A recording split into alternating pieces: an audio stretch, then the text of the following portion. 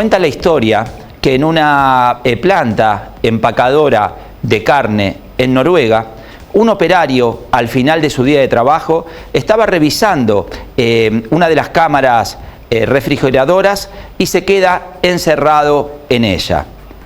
Golpea y con el espesor de la puerta, más allá de que se había ido todo el personal, queda atrapado, condenado a su destino. Pasan 4 o 5 horas y cuando ya está muy cerca de su final, la puerta se abre y el guardia de seguridad lo rescata. Este hecho, que por supuesto tuvo gran difusión, llega a su fin cuando le preguntan al guardia por qué lo había ido a buscar, cuando en realidad no estaba dentro del itinerario que él tenía que realizar. Y él lo que contesta es que precisamente todos los días entraban a la planta cientos de operarios, pero este era el único que se tomaba un tiempo para saludarlo, para decirle buenos días, y cuando se iba le decía cálidamente hasta mañana. Ese día el guardia no completó esa situación en la cual estaba obteniendo ese saludo final.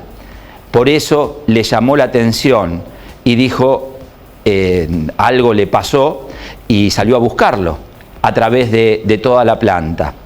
Entonces, ¿por qué decidimos comenzar este programa con esta anécdota, en todo caso, esta historia? Porque se relaciona mucho con el final del programa anterior, en el cual nosotros hablábamos de la importancia de la bienvenida, la importancia del saludo inicial y la importancia de establecer esa relación. ¿Recuerdan que decíamos esa relación con el cliente? Bueno, yo quiero ir un poquitito más allá de eso y aprovechar esta circunstancia, este cuento, para que realmente entiendan desde lo emocional lo que representa.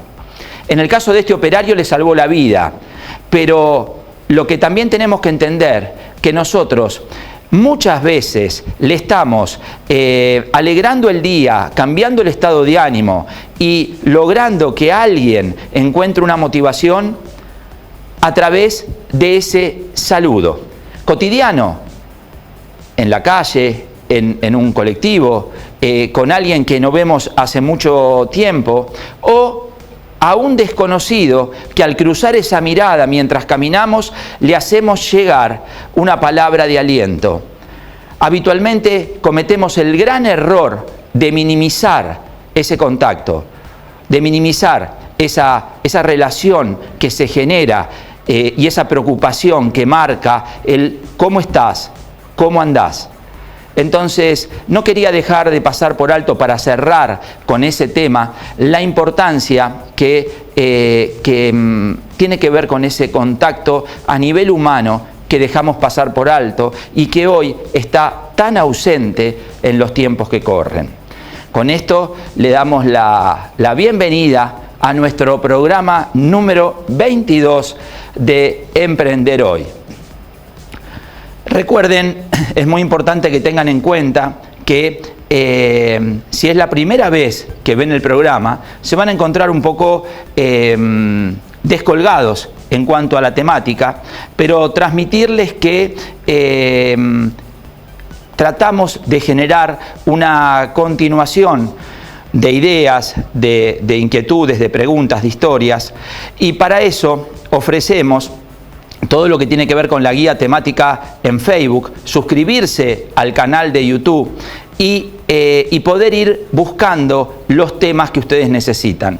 Como idea también lo que se nos ocurre, más allá de ir cada 5 programas reflejando en nuestra página los contenidos, establecer ahora, que ya tenemos un recorrido importante realizado, establecer otra guía temática que sea específica de acuerdo a la orientación que ustedes busquen, ya sea reflejarle en qué programas está la parte de búsqueda laboral, reflejarle todas las entrevistas con los emprendedores por otro lado, y también tener un resumen de cuáles son los programas donde pueden ir a buscar una continuidad en cuanto a ese tema que a nosotros permanentemente nos apasiona, ir profundizando, que tiene que ver con el rinconcito de los miedos. Bueno, en el próximo programa vamos a seguir profundizando sobre el concepto que nos queda pendiente de crisis, y por otro lado lo que tiene que ver con esa estructura de venta que arrancamos a partir del programa pasado. Nos vemos en el próximo bloque.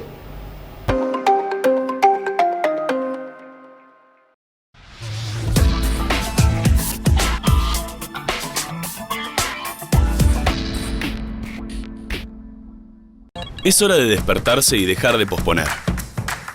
Dejemos de posponer desayunar bien. Dejemos de posponer el corte de pelo al que nunca nos animamos.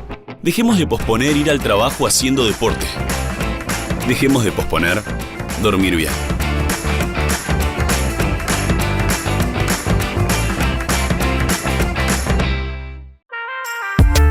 ¿Cómo motivar y capacitar a tus vendedores? Programas de formación a medida. Gustavo Sacco y Asociados. Soluciones para tu empresa. La línea más completa de productos para la construcción está en Corralón Laines. Ferretería, gas, luz, agua, precio y calidad, todo en un mismo lugar. Planes ahora 12 y 18. Corralón Laines. Asesoramiento y la mejor atención siempre.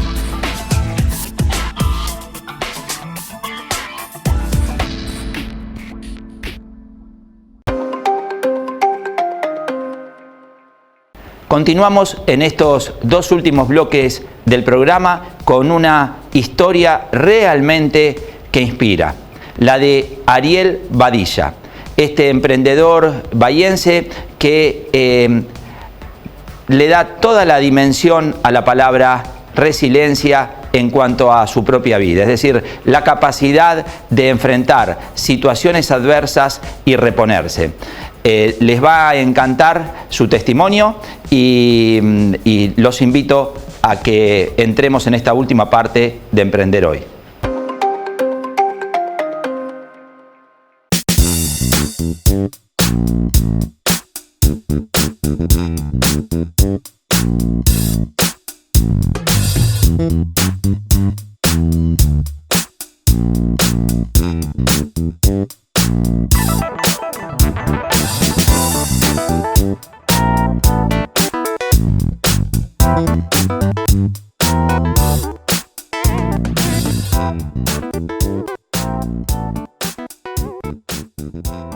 Yo empecé con mi taller, con mi oficio, hace 10 años atrás. Siempre tuve la idea de empezar a de emprender algo solo, de ser independiente, de tener mi trabajo, mi taller. Y bueno, lo tenía en mente y por ahí no se dio de la manera que me hubiese gustado empezar, pero se dio.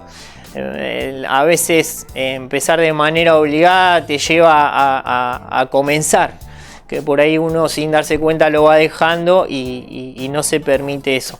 Entonces empecé, se había enfermado mi mamá, en el trabajo en el que estaba no me alcanzaba el sueldo como para tener las enfermeras que me la cuidaran, poder pagar la medicación de ella. En mi trabajo Llegué a un momento que trabajaba, iba a cuidar a mi mamá, no me permitía estar con mi familia. Mi nena había nacido 2 o 3 días antes de que mi mamá enfermara. Y bueno, iba pasando los meses, estaba bastante estresado, bastante mal y bueno, decidí dejar mi trabajo. Primero me había pedido un mes sin goce de sueldo, como para ver qué pasaba. Desde el trabajo mismo me dijeron, no, Ariel, tomate el tiempo que vos quieras, nosotros te vamos a pagar el sueldo. Siempre tuve apoyo, siempre estuve rodeado de buena gente, entonces las cosas se fueron dando a la vez de manera linda. Y bueno, y cuando vi que no podía resolver lo de mi mamá, decidí renunciar a mi trabajo porque tampoco me gustaba no ir a trabajar y cobrar. Entonces bueno, me armé un taller en el patio de la casa de mi mamá, empecé con herrería, empecé con lo que es amoblamientos. En el trabajo en el que yo estaba me pasaba y me sucedía que cuando yo trabajaba en un comercio, era la época de lo que es plasma, LCD, empezaba todo. Asesoraba a la gente se encontraba muy bien asesorada, se llevaban un producto desconocido y lo que sucedía, lo primero que me pasaba, me decía, che Ari, bueno, después me lo podés instalar a mi casa. Y bueno, y ahí empezó todo. Entonces, bueno, sí, voy. Y la gente me dice, yo te pago la gauchada. Entonces salía del trabajo, me iba a la casa del cliente, desarmaba el tele, lo colocaba y lo que sucedía era que vos sacabas el televisor de rayo catódico, un televisor grande así, los desmontaba de la mesa en la que estaba, una mesita sencillita, y ponías el plasma. En ese momento era plasma, todo plasma. Y claro, quedaban cosas así, los cables tirados. Bueno, de por sí ya las mesas siempre fueron incómodas porque yo siempre encontraba que se juntaba mugre abajo, las pelusas, y ahí empezó todo. Entonces a la gente le decía, acá te conviene un mueble así, así, y me decían, bueno, pero ¿dónde lo compro? Y no, claro, no había nada. Es como que primero salió el producto y después vino lo del amoblamiento. Entonces ahí es donde mi cabeza empezó a trabajar y empecé a dibujar, papel a mano. Entonces la gente después le presentaba, mirá, algo así, y ahí empecé con el diseño de amoblamientos. Y lo mismo sucedió con la herrería. Empecé con los simuladores, los copies. Habían salido los volantes en ese momento y no se encontraban los copies, los simuladores. Me hice uno para mí y de ahí en el lugar donde trabajaba me dijeron, bueno, haceme 2, uno para un local y el otro para el local del centro. Y ahí empecé con los simuladores. Entonces se vendía el volante, la gente se sentaba, lo probaba y después decían, bueno, y ahora vendeme el simulador. Y no, el simulador está de muestra. Pero el muchacho ese, el flaquito ese, es el que los hace. Entonces la gente me pedía el teléfono y me decía, bueno, me llamaba, Ari, ¿cuánto me lo cobrás? Y bueno, ahí empezó todo. Yo empecé en el patio de la casa de mi suegra con esto. A la noche soldando, cortando fierro en el piso, una moladora de mano, una soldadora gama eléctrica.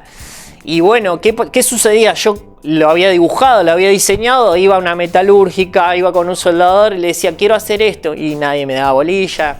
No, y el que me daba bolilla me decía, me cobraba fortuna. Entonces empecé yo. Y ahí empecé y me sucedió una vez, le vendí un simulador a una familia de La Pampa, vino a buscarlo y cuando vienen a mi casa ven el mueble que yo tenía del LCD. Y Ari, ¿este mueble dónde lo compraste? No, los hago yo. Uy, pero me dice, mi hijo se va a venir a estudiar a Bahía Blanca, necesita algo chiquito así para el departamento, y ahí nomás le vendí un mueble a esa persona. Y ahí empezó todo a mano, dibujado en 3D, presentaba los presupuestos, los bocetos. Entonces cuando me pasó lo de mi mamá, hice eso, dejé mi trabajo, las 8 horas que trabajaba la cuidaba yo a mi mamá y trabajaba en la pieza de mi casa lo de carpintería y en el lavadrito afuera lo de herrería. Y bueno, con traspié, con pocas máquinas. Pero bueno, todo el producto quedaba bien, la gente quedaba encantada, la manera de presentarle el trabajo, el resultado final del trabajo, y ahí va, y ahí empezaba. Entonces, la plata me alcanzaba para pagar la enfermera que la cuidaba el resto del día, seguir con el tratamiento de ella, y bueno, y también mi casa, y así de a poco. A veces llegaba, a veces no llegaba, había meses que me compraban 5 simuladores para fecha del Día del Niño y me iba re bien, me iba mejor que en mi otro trabajo y así. Y bueno, Y ahí arranqué y a los, no sé si fue a los 2 meses, agarré la computadora, empecé con la compu. En ese momento no es como ahora que googleás cómo manejar un programa, que haces esto, que haces lo otro, y no se podía. Yo manejaba un programa de muchísimas herramientas, muy engorroso, de mucho trabajo, y un amigo, como siempre los amigos, y como siempre digo, siempre estuve rodeado de buena gente, me dice, ¿por qué no probás con este programa? Me pasó un programa, me enseñó 2 cosas sencillas y ahí arranqué y empecé a buscar, empecé a hacer los SketchUp en 3D y de 2 meses que llevaba trabajando ya estaba presentando los bocetos en una computadora en 3D, el diseño, ya el papel, el lápiz no estaba. El trabajo, los cajones se abren, se ven, la gente ve el trabajo final y ahí empezó todo lo que es un poco esto del diseño y empecé sin darme cuenta a observar pequeñas, yo siempre digo pequeños ítems, los que tenés que tener en cuenta a la hora de empezar a diseñar algo. Cualquier persona puede diseñar, no se necesita ir a estudiar. En realidad el estudio siempre se necesita, el tener un estudio universitario también, o sea, es lo mejor que se puede hacer. Pero bueno, vengo de una generación en la que mi papá terminó el secundario, mi abuelo no terminó ese estudio, era albañil. Diferente es cuando venís de familias de generaciones universitarias, cuando tu papá es universitario, tu abuelo es universitario, y entonces vos ya sabés digamos, el papá de uno va a laburar y va a trabajar para que vos llegues a la universidad. Pero bueno, esas son generaciones que ya están. Entonces siempre me fijé en eso y es lo que yo quiero. Yo no pude tener un estudio universitario ni asesorarme en la escuela para poder estudiar lo que hoy hago yo. Entonces a mis hijas las quiero inculcar en ese sentido y quiero seguir trabajando y quiero tener algo propio para que ellas puedan ir a la universidad. Y los hijos de ellas ya van a tener esa generación inculcada. Entonces está bueno ver un poco y retroceder para saber lo que queremos. Entonces ese es mi objetivo, tener bien el taller, llegar a eso y que mis hijas tengan estudios. Pero si uno no lo tiene, nos podemos informar, nos podemos asesorar y empezamos en esto que yo digo, de que yo veía o miro cosas y ya presto atención en, no sé, el color de una pared, el color del piso. La gente muchas veces voy a la casa y me dice, mira, quiero hacer un mueble acá, un módulo blanco, y ahí empieza. Bueno, pero si lo hacemos blanco, el piso es blanco, la pared es blanca, digo, el mueble pasa desapercibido. Entonces uno empieza a jugar un poco con los colores, con los contrastes, con un poco la moda y ahí empieza esto del diseño. La gente por ahí le dice, estamos con la misma idea que quiere él, pero mejorado. Y bueno, y ahí empezó todo. Entonces empecé con el diseño de herrería, con el diseño de amoblamientos. Y bueno, y ahí empecé a crecer. Primero alquilaba, después la casita, pude armar el taller, el techo lo hice yo. Y vas. Y bueno, y siempre querés mejorar, pero bueno, suceden cosas. A los 2 años que mi mamá ya estaba mejor, recién ahí pude empezar como a estar un poco solo con lo mío. Mi mamá se empezó a manejar sola, la medicación le hizo muy bien, encontramos la medicación para que ella esté bien. Pero bueno, en el medio de esto pasaron un montón de cosas. A mi mamá me la sacan, me la internan en una clínica. Tuve abogados, jueces de por medio. Entonces a veces no te podés enfocar de lleno al trabajo y te lleva un poco más de tiempo. Lo importante es ir encontrando la manera de ir resolviendo las cosas y como puedas ir creciendo y te van a suceder y te van a pasar un montón de cosas más.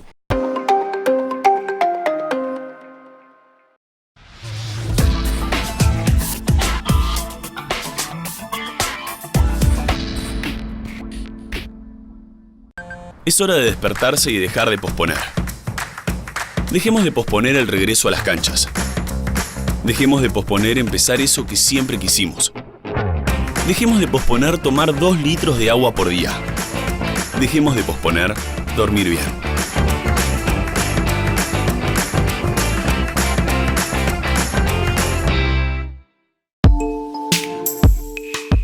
¿Necesitas emprender y no sabes cómo? Talleres para emprendedores. Gustavo Sacco y Asociados. Soluciones para tu empresa.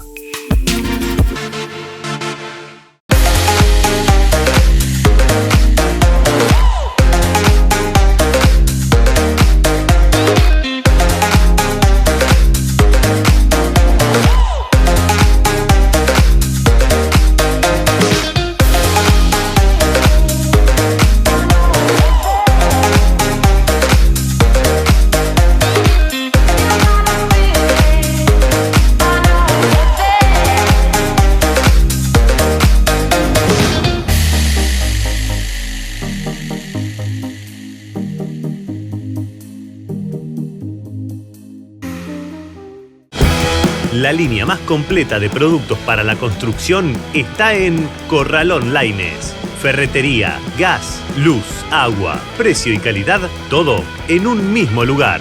Planes ahora 12 y 18. Corralón Laines. Asesoramiento y la mejor atención siempre.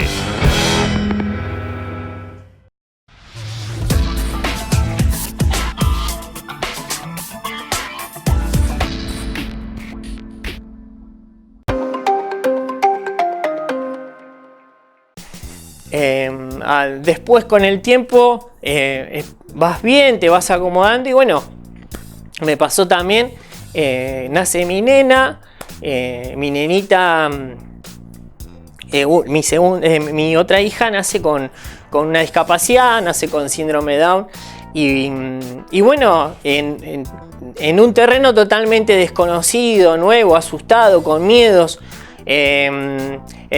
después descubrís y te empiezan a asesorar de que es una discapacidad que no tiene, digamos, más allá de las cosas que le suceden, se puede trabajar, se puede estimular, empezás a conocer lo que es la estimulación temprana, la kinesiología, gente que se dedica a estas cosas. Hoy en día la sociedad, estas discapacidades no se ven como hace 10 o 15 años atrás. Entonces, y empezás a descubrir un poco lo que es el síndrome de Down y ahí te empezás a quedar tranquilo. En su momento tenía miedo porque tenía miedo por su salud. Pero después te empezás a dar cuenta de que no y que las cosas van bien, el corazoncito anda bien, los pulmones andan bien, no tiene que ser operada. Y bueno, y empezás a trabajar con la estimulación, que es lo que realmente los afecta a ellos, el tono muscular bajo. Y empezás con las terapias. Y bueno, claro, las terapias te la dan en los horarios que dispone el profesional, son los horarios que trabajás. Entonces el primer año fue bastante complicado, fue difícil. Porque bueno, con mi señora, el trabajo de ella, el trabajo mío, acomodando con los horarios, el primer año fue bravo. Prácticamente tenías entregas muy pausadas, se me demoraba mucho. Después esto pasa de que un día es malo para pintar, no puedes pintar. Un día es malo para... bueno, y así. Entonces cuesta. El segundo año ya nos acomodamos, las terapias las pudimos poner en horarios que fuera de nuestro trabajo. Y bueno, después mi señora empieza con sus problemas de su trabajo, que empiezan a no pagar los sueldos. Y bueno, siguen sucediendo cosas, siguen pasando cosas que te impiden, por ejemplo, ese escaloncito, dar un paso. Hubo un tiempo en el que me iba tan bien, que tenía tanto trabajo, que llega un momento que tenés tantos clientes que el taller se tiene que industrializar. Tenés que cambiar, tenés que cambiar las máquinas o traer otras. ¿Por qué? Porque tenés tanto trabajo que el tiempo hay que aprovecharlo. Entonces empecé a juntar plata para una máquina que realmente me duplica muchísimo los tiempos. Y bueno, estaba ahí de la plata y todo, y pasa esto de que, bueno, a mi nenita descubrimos que tiene leucemia de un día para el otro. Fuimos a una guardia por otra cosa, porque tenía un poco de tos y todo, y la médica que nos atiende les encuentra unas quetepias muy chiquititas que no se la había visto nadie, y decide hacer un control de plaquetas. Cuando hacemos el análisis, la médica que nos atiende, una médica clínica de pediatría, ella nos dice: vi células malas, que ya sé que son de leucemia, dice, se los tengo que decir. Y bueno, en ese momento se te viene todo abajo y te imaginas lo peor. Entonces tratás de calmarte. Fue un sábado a la noche. Teníamos que esperar al lunes para hacer un estudio para confirmar la leucemia y qué tipo de leucemia era. Todo un fin de semana sin hablar con nadie. Sin decirle a la familia, a un amigo, nada. Porque tenés la esperanza de que que sea otra cosa. Y bueno, y no, llegó el lunes y enseguida necesitaba una operación de catéter, lo mínimo son 150.000 plaquetas. El día que nos dicen que tiene leucemia, el sábado de la noche, tenía 60.000 plaquetas. El domingo ya tenía 20.000. Entonces avanza muy rápido, combate muy rápido. El lunes había que operarla enseguida, se conoció qué tipo de leucemia era, había que conseguir sangre. Ella es cero positivo, creo que es la más difícil de conseguir. Y ahí empezó todo, llamando a la familia, contando un poco a todos. Y bueno, se hizo una cadena en ese momento re grande, un montón de gente ayudando. Se transfundió la nena, se operó la nena. Bueno, y ahí empezó todo esto. Que llegó casi 5 meses estar internado en el hospital con un montón de inconvenientes, porque es una enfermedad muy complicada, muy difícil. Empezás a entender un poco la enfermedad, empezás a entender a los médicos. A veces los médicos no pueden resolver las cosas de manera inmediata, te pones mal. Empezás a comprender un poco todo y bueno, y hay que darle, y hay que trabajar, y así. Y había veces que no se podía trabajar. Entonces esto de la máquina, de poder industrializarte, como para dar ese escalón, subir, no se puede. Y bueno, pero te empezás a encontrar, digamos, las cosas positivas. El taller yo lo sigo teniendo.